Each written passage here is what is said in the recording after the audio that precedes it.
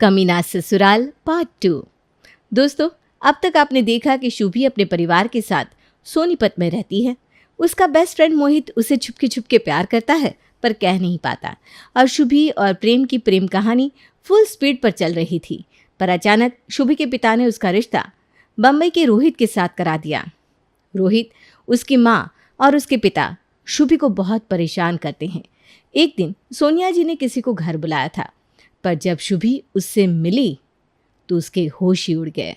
अब आगे क्या हुआ शुभी, तुम ऐसे क्यों खड़ी हो गई हो? नहीं मम्मी जी, कुछ नहीं। इसे तो तुम जानती होगी ना? हाँ, अरे मेरा मतलब है कि ये भी तो सोनीपत से ही है। छोटा शहर है तो मुझे लगा कि तुम दोनों एक दूसरे को जानते ही होगे। जी आंटी, हम एक दूसरे को बहुत अच्छे से जानते हैं। हम लोग साथ में ही पढ़ते थे कॉलेज में। शुभी, कैसी हो? बहुत बदल गई हो तुम। जिस अतीत को शुभी भुलाने की कोशिश करती हर रात को, वही अतीत उसके सामने आ खड़ा था। वो समझ ही नहीं पा रही थी कि वो करे तो क्या करे। रोए, हंसे, उसे कहे कि तुम मुझे भगाकर लेकर क्यों नहीं गए, पर वो मौन खड़ी रही। अपने आप को संभालने के बाद वो चाय नाश्ता देकर अंदर चली गई, पर उसके मन में जहाँ एक तरफ खुशी थी वहीं दूसरी जगह घबराहट। आखिर क्यों आया होगा प्रेम वहाँ? तभी उसे एक मैसेज आता है। 5 मिनट के बाद दूध लेने के बहाने नीचे आ जाना। वो नीचे जाती है और शुभी, मैं यहाँ हूँ। चले जाओ यहाँ से। आखिर इतने समय बाद तुम आए ही क्यों? और तुम मेरी सास को कैसे जानते हो? काम के सिलसिले में उनसे जान पहचान होगी, फिर पता चला कि वही तुम्हारी सास है, तो दोस्ती और बढ़ा ली और यहाँ चला आया। मुझे हग नहीं करोगी क्या? ये सुनते ही शुभी जोर से उसके गले लग जाती है और रोने लगती है। मैं मानता हूँ शुभी कि मैं उस समय तुम्हारे लिए स्टैंड नहीं ले पाया, पर देखो अब मैं यहाँ हूँ तुम्हारे सामने, तुम्हें लेने आया हूँ। अब ध्यान से सुनो। और प्रेम और शुभी भागने का प्लान बनाते हैं। अगले दिन प्लान के मुताबिक शुभी सबके खाने में नींद की गोली मिलाकर डाल देती है, जिससे सभी घर वाले सो जाते हैं और प्रेम शुभी को लेकर भाग जाता है। वो पास ही के एक ट्रेन में बैठ जाते हैं। ओह माय गॉड, मुझे विश्वास नहीं हो रहा प्रेम कि हम भाग गए। ये 1 साल में मैं भूल ही गई थी कि बाहर की दुनिया कैसी होती है। Thank you Prem, thank you so much. अरे मेरी प्यारी बेबी, इसमें थैंक यू क्या? मैं यहाँ हूँ, यहाँ हूँ, यहाँ। तुम्हारी फिल्मी बातें तो कभी ख़त्म ही नहीं होगी। पूरे 2 दिन के सफ़र के बाद वे लोग एक जगह पहुँचते हैं। कुछ दिन प्रेम शुभी को घुमाता फिराता, उससे प्यार करता और फिर एक रोज़। चलो शुभी, रेडी हो जाओ, हमें कहीं जाना है। कहाँ? अरे किसी को मिलने, वो तुम्हें देखने के लिए बहुत एक्साइटेड है। बस तुम जल्दी से तैयार हो जाओ और हाँ, मेकअप अच्छे से करना। पर प्रेम, मुझे कौन देखने आ रहा है? अरे कुछ दोस्त है मेरे, वही देखेंगे। बस चलो ना, अब कितने क्वेश्चंस पूछोगी? ओके बाबा, अभी तैयार होकर आती हूँ। शुभी पूरे 1 घंटे बाद आई और इतना सज सवर कर आई कि प्रेम उसे देखता ही रह गया। कुछ मिनट देखने के बाद वो उससे कहता है, शुभी, पल्लू थोड़ा सा नीचे कर लो ना। ये क्या कह रहे हो प्रेम? अरे ये ट्रेंडिंग है शुभी, मुंबई में रहकर ट्रेंड्स भी नहीं सीखे क्या तुमने? मुंबई सुनकर जैसे शुभी को फिर से एक धक्का लगा। वो पुरानी चोटें फिर से हरी हो गई, पर अपने आप को संभालते हुए उसने प्रेम की बात मान ली। रेडी, चले चले। थोड़ी दूर ड्राइव करके प्रेम शुभी को एक पुराने टूटे सुनसान से घर में ले जाता है। प्रेम, ये क्या मजाक है? ये कैसे जगह लेकर आए हो? सुनो, मुझे ना ऐसे मजाक बिल्कुल पसंद नहीं है। 2 मिनट रुक जाना। जब देखो कचर कचर कचर चलता रहता है, तेरा मुंह बंद कर, चुप, एकदम चुप। ये सुनकर शुभी घबरा जाती है और शांत हो जाती है। कुछ देर बाद कुछ आदमी आते हैं। उसमें से एक मुखिया जैसा दिखने वाला आदमी आता है और पास ही के एक आराम कुर्सी पर बैठ जाता है। यही है वो लड़की? जी बॉस। ठीक है, थोड़े मार्क्स है शरीर पर ठीक है। इसके हुए 50,000 रुपये। अब तो शुभी को चक्कर आने लगे। वो समझ ही नहीं पाई कि ये क्या हो रहा है। 50,000? चल क्या रहा है ये? ओ, तो ये जुबान वाली लड़की है। आ लड़की, तुझे गूंगी गुड़िया बनकर रहना है, समझी? ज्यादा कुछ बोलना नहीं है, बस जैसा कहा जाए वैसा करे। हाँ। शुभी प्रेम की ओर देखती है। हैरानी से, परेशानी से, कई सवाल थे उसके मन में, पर प्रेम तो जैसे उसे देख ही नहीं रहा था। वो अपने पैसे लेकर चला जाता है और शुभी को वहीं छोड़ जाता है। प्रेम, क्यों किया तुमने ऐसा? एक नरक से उठाकर तुमने मुझे दूसरे में क्यों फेंक दिया? मैंने कुछ नहीं किया। अगर कुछ जानना है ना तो अपनी सास से पूछो। उसी ने मुझे बुलाया था और ये डील फाइनल की। तुम्हारा वो शेयर मार्केट वाला पति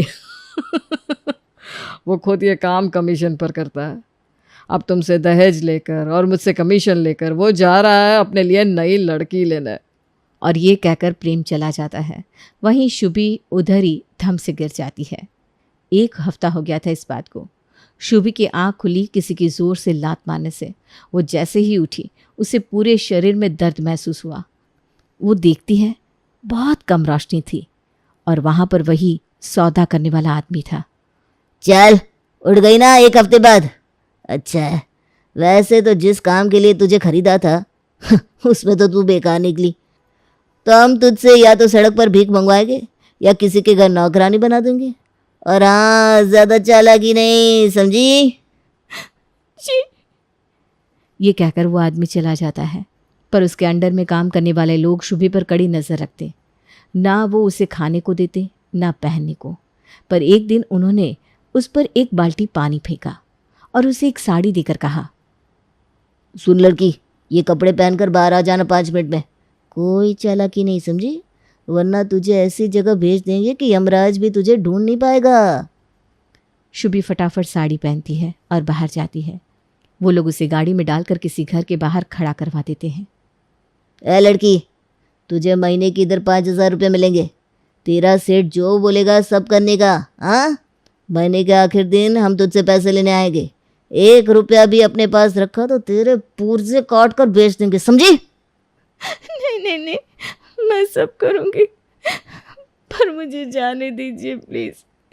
आप सब ले लेना। हाँ, अब आई ना लाइन पर। चल, घंटी बजा और दफा हो। डरते हुए शुभी घंटी बजाती है। दरवाज़ा खुलने पर वो जो देखती है तो वो बेहोशी हो जाती है। कुछ देर बाद शुभी अपने आप को एक कमरे में बेड पर पाती है। सामने एक लड़का चाय का कप लिए खड़ा था।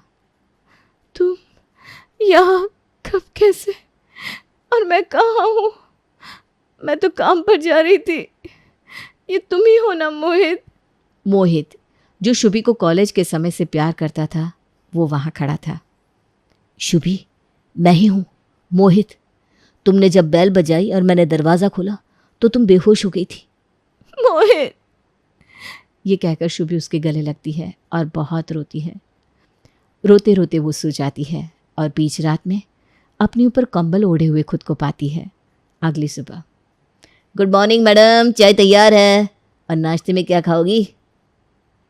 साहब आप हटिए, ये मेरा काम है, मैं करती हूँ। बस मेरी पगार से कल के पैसे मत काटना। शुभी, ये तुम, 1 मिनट, तुम यहाँ मेड बनकर आई हो? तुम्हें यहाँ मेड की जॉब लगी है? हाँ साहब। शट अप शुभी, एक तो ये साहब साहब कहना बंद करो। यहाँ बैठो और मुझे शुरू से बताओ क्या हुआ है तुम्हारे साथ। क्या बताऊँ मोहित, मैं पागल थी जो प्यार में फंस गई। पर सबसे बुरे तो मेरे माँ बाप है। भारत में अक्सर लड़कियों की जिंदगी जेल जैसी हो जाती है। माँ बाप को बस चकाचौंध दिखती है और बिना कुछ जाने, बिना कुछ समझे अपनी बेटी, नहीं, अपने बोझ को वो अपने सर से हटाकर किसी और के सर मढ़ देते हैं। मोहित, मैं प्रेम के साथ रिलेशनशिप में थी। ये बात जब पापा को पता चली तो उन्होंने मेरे लिए रिश्ते देखना शुरू किया। उन्हें ये परिवार मुंबई का मिला तो सोचा कि बेटी को तो बड़े शहर भेजेंगे, साथ ही उनका शहर में आना जाना आसान हो जाएगा। और बस ये सोचकर मेरी शादी करवा दी। मेरा पति शेयर मार्केट का कहकर घर पर रहता था। निठल्ला था वो। दिन भर गंदी पिक्चरें देखना, लड़कियों से बात करना, सिगरेट दारू पीना, बस यही उसका काम था। मेरा ससुर मुझे यूज करता था और मुझसे चुप ऐसे कहता था। और इस सब में सबसे घटिया मेरी सास थी। वो प्रेम को पहले से जानती थी, उन्होंने मुझे उसे दे दिया। मोहित ने फिर से मेरी लाइफ में आकर मुझे भाग जाने को उकसाया और मुझे 50,000 में बेच दिया। क्योंकि मेरे शरीर पर मार्क्स थे तो मुझे वो धंधे पर बिठा नहीं सके। तो या तो मैं मेड बन सकती थी या सड़क पर भीख मांग सकती थी। किस्मत ने थोड़ा साथ दिया और मुझे मेड बना दिया उन्होंने। बस यही है मेरी कहानी। मेरे ससुराल वालों ने तो खुद मुझे बेच दिया और मेरे मायके वालों से मैं बात भी नहीं करना चाहती। हाँ प्लीज मुझे इस काम पे रहने देना। ये सब सुनकर मोहित भी रोने लगा। वो खुद को रोक नहीं पाया और रोते हुए उसने शुभी को गले लगा लिया। मुझे माफ कर दो मोहित, प्रेम अच्छा लड़का नहीं था। मेरी शादी के समय हम भागने वाले थे, पर उसने तो मेरे भाई को पहले से पटा कर रखा था, इसीलिए मेरे रिश्तेदार मुझे पकड़ कर वापस ले आए। आई एम सॉरी मोहित, मुझे तुम्हारी बात मान लेनी चाहिए थी। तुमने कहा भी था कि वो अच्छा लड़का नहीं है, पर मेरी आंखों पर तो प्यार की पट्टी बंधी हुई थी। शुभी, प्रेम की एक ऐसी सच्चाई थी जो मैं जानता हूँ, इसीलिए मैं तुम्हें उसके पास नहीं देखना चाहता था। प्रेम सोनीपत से है भी नहीं, वो तो कोई और छोटे गांव से है। अरे उसका तो नाम प्रेम है ही नहीं, उसका नाम अरविंद है। बचपन से ही उसे जल्दी पैसा कमाना था। वो मेरी कजिन सिस्टर रोहिणी से प्यार करता था, पर रोहिणी को वो पसंद नहीं था। तो एक दिन एक झगड़े के बीच प्रेम ने उसे इतना मारा कि उसकी मौत हो गई। वो गांव से भागकर सोनीपत आया था। मैंने उसे रोहिणी दीदी के साथ 1-2 बार देखा था तो चेहरा याद था, पर वो मुझे नहीं जानता था। पर यहाँ भी वो मेरे मोहल्ले की 3 लड़कियों को एक साथ डेट कर रहा था। जब मुझे पता चला तो मैंने उसे पूछा कि वो क्या कर रहा है, क्यों कर रहा है ऐसा। उस दरिंदे ने मुझे आंख मारी और कहा कि भाई जवान हूँ, सुंदर हूँ, फायदा तो उठाने दे। वो अक्सर लड़कियों को अपने घर बुलाता, इटली से मंगवाई हुई कहकर उन्हें कॉफ़ी पिलाता और वो जब बेहोश हो जाती तो उनका इस्तेमाल करता। उसने 3 में से एक के साथ ऐसा किया। दूसरी को उसने प्रेग्नेंट करके छोड़ दिया और उस लड़की ने अपनी जान दे दी। और तीसरी? बेला था उसका नाम। बहुत ही प्यारी गुणी लड़की। प्रेम ने उसे घर से भगा तो दिया, पर जब वो सोनीपत वापस आया तो बेला नहीं थी उसके साथ। उसने झूठ बोला कि उसका एक्सीडेंट हो गया था। माल्डा के एक पुलिस रैकेट में बेला पकड़ी गई और उसे वापस भेज दिया गया।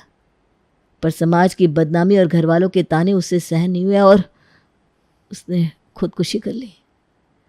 और ये सब कुछ शुभी चुपचाप सुन रही थी। वो उस दिन को कोस रही थी जब उसने प्रेम की रिक्वेस्ट एक्सेप्ट की थी। मोहित, अब बस हो गया। लड़कियां समाज के डर से कभी अपनी आप बीती नहीं बताती है। भाड़ में जाए ऐसा समाज जो एक तरफ देवी को 9 दिन पूजता है और दूसरी तरफ महिलाओं का शोषण करता है। अब बस इसका बदला लेना ही पड़ेगा। मोहित की मदद से शुभी मुंबई पुलिस को कांटेक्ट करती है और अपने सास ससुर के खिलाफ कंप्लेंट दर्ज करवाती है। पहले तो पुलिस को उन्हें छोड़ना पड़ा क्योंकि कोई एविडेंस मैच नहीं कर रहा था। शुभी ने जी जान लगा दी। अपनी पूंजी और मोहित की मदद से उसने शहर के सबसे बेस्ट लॉयर को हायर किया और रीना ने शुभी का केस ऐसा लड़ा कि जज के भी रोंगटे खड़े हो गए और केस शुभी के फेवर में चला गया। पता चला कि उसका पति ऑनलाइन लड़कियों को डेट करता और उनकी अभद्र तस्वीरें खींचकर उन्हें ब्लैकमेल करता या फिर मोटे दहेज से उनसे शादी करता।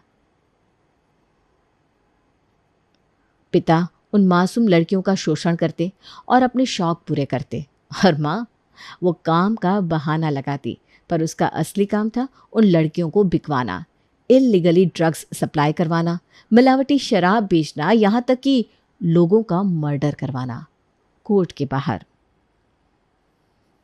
मुझे माफ कर दो शुभी, मैंने सच में तुमसे बहुत प्यार किया था। और तुम तो बेटी हो मेरी, मैं अंधा था जो तुम्हारी अच्छाई नहीं देख सका। Get lost. इससे पहले कि मैं चप्पल से मारूं, दोनों को दफा हो जाओ। अब सड़ना जेल में अपनी बाकी की उम्र। शुभी बेटा सुनो तो। क्या? यही कि खेल खत्म नहीं हुआ है शुभी। अगर मैं इतने साल नहीं पकड़ी गई थी तो क्या आज पकड़ी जाती? तुम बेवकूफ़ हो। मैं जल्द ही तुम्हें मिलूंगी, फिर चाहे तुम दुनिया के किसी भी कोने में क्यों ना हो। और ये कहकर कांस्टेबल के धक्के से सोनिया आगे चलने लगती है। तभी मोहित शुभी का हाथ थाम लेता है। शुभी, ये बुढ़िया पागल हो गई है, बहुत फिल्मी लगती है मुझे। मैं तुम्हें कह रहा हूं, कोई कुछ नहीं कर सकता तुम्हें। शुभी, ये अच्छा नहीं किया तुमने। अरे तेरे जैसे घटिया और कैरेक्टर लेस लड़के को जानना भी नहीं चाहती मैं।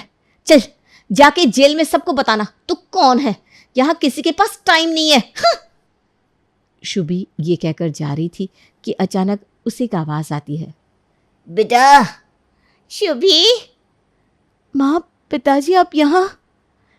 बेटा, ये केस तो देश भर में मशहूर हो गया है, लोग चर्चा कर रहे हैं और तेरी बहादुरी को सैल्यूट कर रहे हैं। बेटा, मुझसे बहुत बड़ी भूल हो गई थी। हाँ बेटा, हमने बहुत बड़ी गलती कर दी।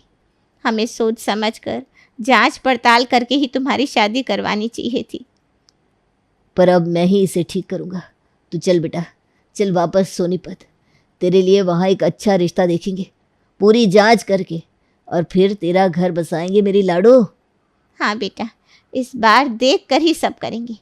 तू भी उसके साथ घूमना, बातें करना और फिर कोई फैसला लेना। चल बेटा अब घर, तेरे भाई बहन तेरा इंतज़ार कर रहे हैं। शुभी उन्हें एक पल के लिए देखती रहती है और फिर कहती है, आर यू सीरियस?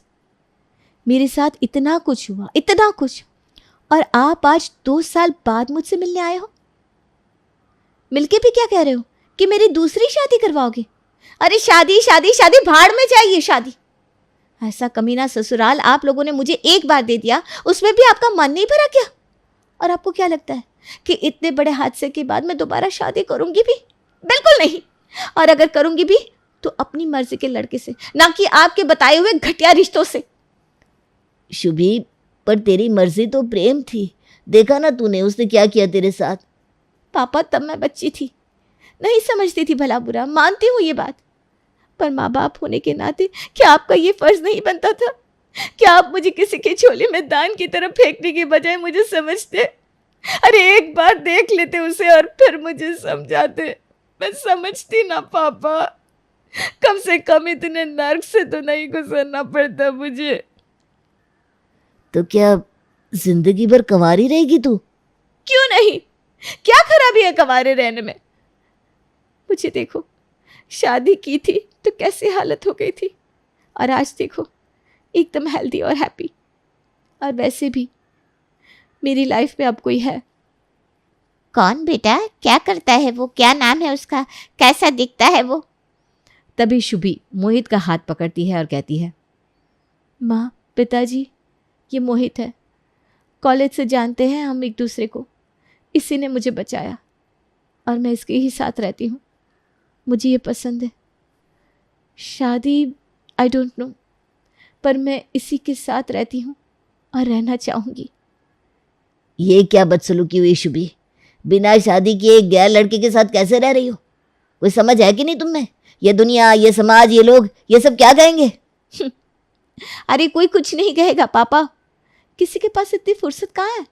और हाँ, इस समाज की बात कर रहे हैं ना आप, जो कितनी ही ऐसी तड़पती मरती हुई लड़कियों को देखकर भी अनदेखा कर देता है। अरे अगर इतना ही बुरा लग रहा है इन्हें तो मुझे छोड़ो। ये समाज में होते हुए बलात्कार, यौन शोषण और दूसरी समस्याओं के लिए आवाज़ क्यों नहीं उठाता? क्यों कोई गरीब बच्चों की मदद नहीं करता? क्यों सड़क पे हुए किसी हादसे या एक्सीडेंट को छोड़ अपनी एसी गाड़ी में आगे निकल जाता है? क्यों ये समाज लड़कियों को चुप रहो कहता है? सारी बंदिशें क्या लड़कियों पे ही लगाओगे? अरे लड़कियों को बोलना सिखाओ, उसे विश्वास दिलाओ कि बेटा कुछ भी कभी भी ससुराल वाले कहे या करे जो गलत है तो हमें आकर बताना, डरना मत। बोलो, ताकतवर बनो, कभी गलत सहना मत बेटा। ये विश्वास क्यों नहीं दिलाता पापा? शुभी को पता नहीं चलता, पर आसपास के लोग उसकी बातें सुन रहे थे। लोग जो अब तक वहां कोर्ट का फैसला सुनने के लिए आए थे एकदम चुप हो गए थे। एक सन्नाटा था। शुभी ने आज 200 लोगों को अपनी बात सुनाई। अब लोग शुभी को अपना आइडल मानने लगे थे। उसके इंटरव्यूज़ और पॉडकास्ट में वो सबको अपने हक के लिए आवाज़ उठाने की प्रेरणा दी थी। और वो मोहित के साथ स्विट्ज़रलैंड शिफ्ट हो गई थी 2 साल बाद।